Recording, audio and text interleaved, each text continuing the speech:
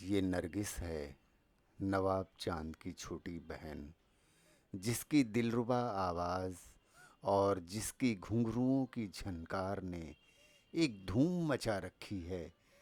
کتنے دل ہیں جو اس کی ٹھوکروں میں تڑپتے رہتے ہیں اور یہ یہیں لاپرواہی سے ناچتی رہتی ہے۔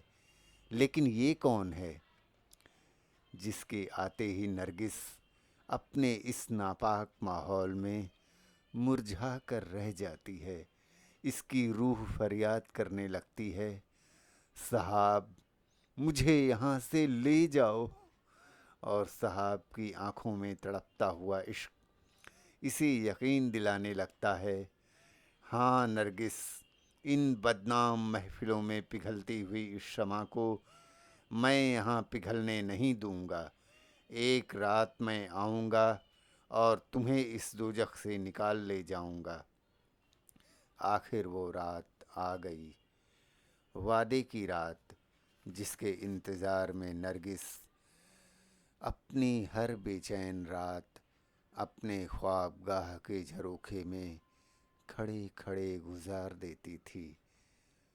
بیچاری نرگس ڈولی سے اتر کر موت کے اس بھیانک جنگل میں اکیلی کھڑی رہ گئی ہے۔ اس کے سارے ارمان، سارے خواب اسے یہاں بے سہارا چھوڑ کر وہ جا رہے ہیں۔ صاحب اپنی مظلوم دلہن اور اپنی لٹی ہوئی محبت کی تلاش میں نہ جانے کن کن بازاروں کے خاک چھانتا پھر رہا ہے۔ نرگس سے کیے ہوئے صاحب کے سب وعدے اب اس کے دشمن بن گئے ہیں، جو اسے یہاں وہاں بھٹکا بھٹکا کر اپنی ذلت کا انتقام لے رہے ہیں۔ اور یہاں ویران دنوں اور سنسان راتوں میں نرگس کی سسکتے ہوئی زندگی آنسوؤں کی بوندوں میں رس رس کر ختم ہونے کو آ گئی۔